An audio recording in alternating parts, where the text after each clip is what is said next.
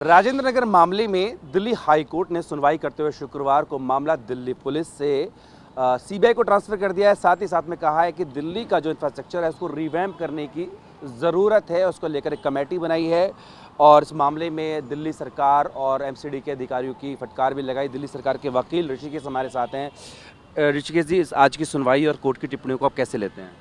देखिए, court Cognizant थी, unfortunate death हुए हैं और जो दिल्ली पुलिस की जांच थी, इनके दो एस्पेक्ट हैं कोर्ट ने जो ऑब्जर्व किए हैं।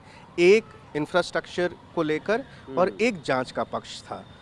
जांच के पक्ष पे सुनवाई करते हुए हाई कोर्ट ने दिल्ली पुलिस की जो अभी तक इन्वेस्टिगेशन हुई है उससे सेटिस्फाइड नहीं थे। संतोष जाहिर किया। उन्होंने असंतोष जाहिर किया। उन्होंने ये भी कहा कि जो एमसीडी के जो जिम्मेदार लोग हैं उन पे अभी तक कार्रवाई नहीं की गई है और यहाँ तक कि जो फाइल्स वगैरह हैं वो भी सीज नहीं की गई है और किसी को बुलाया भी नहीं गया है अभी तक जांच के लिए। तो इन सब चीज़ों को ध्यान में रखते हुए इमीडिएटली कोर्ट ने इन्वेस्टिगेशन दिल्ली पुलिस से उठाकर ट्रांसफ़र किया है सीबीआई को और ये भी कहा है क्योंकि जनता का विश्वास जो है वो बना रहे, इसलिए एक बड़ी एजेंसी को जो है जांच सौंपी गई है जिनसे उम्मीद किया जाती है कि वो इम्पार्शियल होके और एक जांच करेगी। एक तो ये पक्ष था। लेकिन सीबीआई की जो जांच होगी उसमें भी सीवीसी के एक अधिकारी होंगे, वो भी नज़र रखेंगे, ये भी कहा है कोर्ट ने। हाँ, कोर्ट ने ये कहा क्योंकि देखिए इसमें जो जिम्मेदार हैं वो जो एजेंसीज़ के लोग हैं, जो सिविक एजेंसीज़ के लोग हैं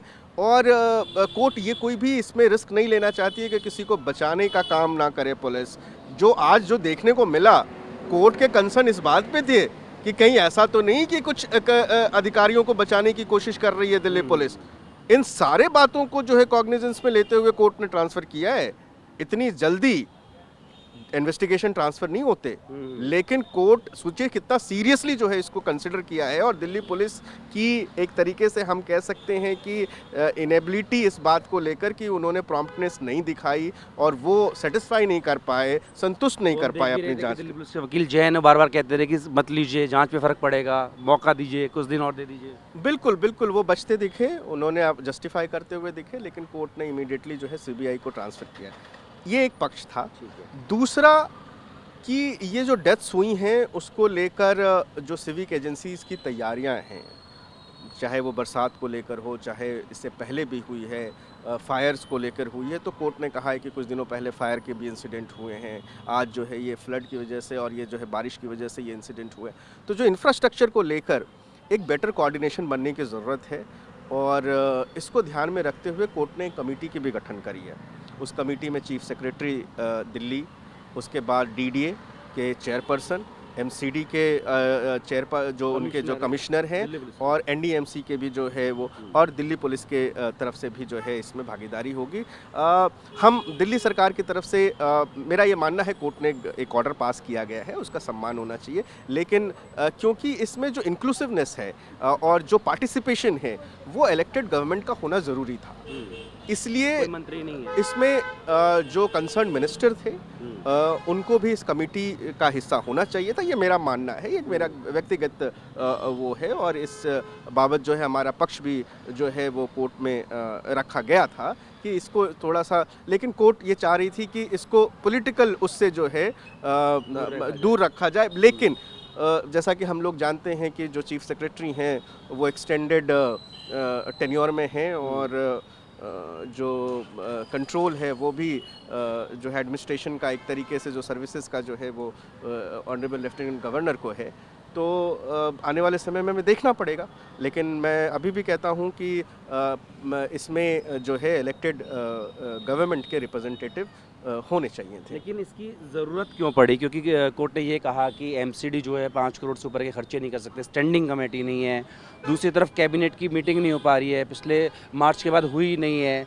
तो ऐसे में चीज़ें किस तरीके चल रही हैं कि वो मतलब राम भरोसे एक तरीके के यही बोला उन्होंने, तो इसलिए इन्होंने कमेटी की बनाई। देखिए, ऐसा नहीं कह सकते क्योंकि जब ये इस तरीके से जनहित याचिकाएँ लगती हैं तो सरकार के कमियों को गिनाया जाता है और बताया जाता है। मैं नहीं कह रहा हूँ कि ये बिल्कुल जो है सरकार हर पार्ट पे बहुत कहीं कुछ चीज़ें होती हैं जिसकी वजह से ही कोर्ट जो है कोर्ट में लोग आते हैं, लेकिन कोर्ट ने इसके बेहतर कोऑर्डिनेशन को ध्यान में रखते हुए कहा कि हम मॉनिटर कर रहे हैं इसको, और ताकि जो है जो एक होता है कि आपस में ही इंटर डिपार्टमेंटल वो पासिंग ऑफ द बग्स ना हो, तो ये बड़ी बेहतर है, दिल्ली के लिए भी बेहतर है, दिल्ली सरकार के लिए भी बेहतर है, और एक हद तक दिल्ली के लोगों के लिए इसलिए है क्योंकि कोर्ट जब मॉनिटर करती है किसी भी एक इंसिडेंट को, तो उसमें जो है जितने भी ऑफिसर्स हैं, आज देखिए जिस तरीके से सुनने में आ रहा था कि मिनिस्टर्स की बात नहीं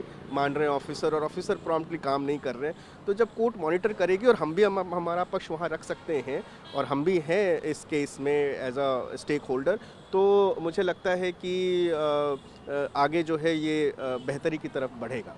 एक कोर्ट ने एक बड़ी टिप्पणी की। कोर्ट ने कहा कि दिल्ली सरकार की पॉलिसीज़ हैं उनको क्रिटिसाइज़ किया और कहा कि जो फ्रीबीज़ देने की बात है उसकी वजह से दिल्ली के जो पॉपुलेशन बढ़ती जा रही है, 3.5 करोड़ के आसपास पहुंच गई है, क्योंकि चीज़ें मुफ्त में मिल रही है, और इसी की वजह से जो आधारभूत ढांचा है वो ऐसा धराशायी हो गया है। कोर्ट का ऑब्जर्वेशन है, ये कोर्ट के सुप्रीम कोर्ट के कई ऑब्जर्वेशंस ऐसे भी हैं कि जो पॉलिसी डिसीजंस हैं वो डोमेन जो है वो पॉलिटिकल एडमिनिस्ट्रेशन का है, एंड कोर्ट उसमें इंटरफेयर नहीं करती है, लेकिन कोर्ट ने अपना ऑब्जर्वेशन इस बाबत दिया जिससे हम रेस्पेक्टफुली डिसएग्री करते हैं। दिल्ली का जो बजट है वो beside giving all this kind of रियायतें वो बढ़ा ही है, तो कहीं फिजिकल डेफिसिट नहीं हुआ है, तो हमारे आंकड़े जो है वो हमारे कुछ और दर्शाते, बट कोर्ट की एक टिप्पणी है, उसका हम जो है उसके बारे में कमेंट्स करना अभी सही नहीं होगा। बात के लिए शुक्रिया। तो साफ तौर पर यहाँ पर कोर्ट ने न सिर्फ दिल्ली पुलिस से जांच लेकर सीबीआई को सौंपी, बल्कि जो दिल्ली सरकार की योजनाएं हैं उन पर भी सवाल खड़े किए और कहा कि जो मौजूदा ढांचा है वो 75 साल पुराना है, लेकिन आबादी लगातार बढ़ रही है और उसके हिसाब से काम नहीं किया गया। पहले भी जो है अथॉरिटीज़ को कोर्ट की तरफ से निर्देश दिए गए थे, उनका पालन नहीं किया गया, और आबादी बढ़ने का जो बड़ा कारण है वो है जो मुफ्त में चीज़ें दी जा रही हैं। अब ये जो कमेटी है वो इस मामले में एक तरीके से रिवैम्प किस तरीके से दिल्ली की बुनियादी चीज़ों को किया जाए उसको लेकर के अपनी रिपोर्ट कोर्ट को सौंपेगा। उसके लिए 8 सप्ताह का समय दिया गया। अपनी वीडियो सहयोगी वरिंद मौर्य के साथ जितेंद्र भाटी, भारतवर्ष, दिल्ली।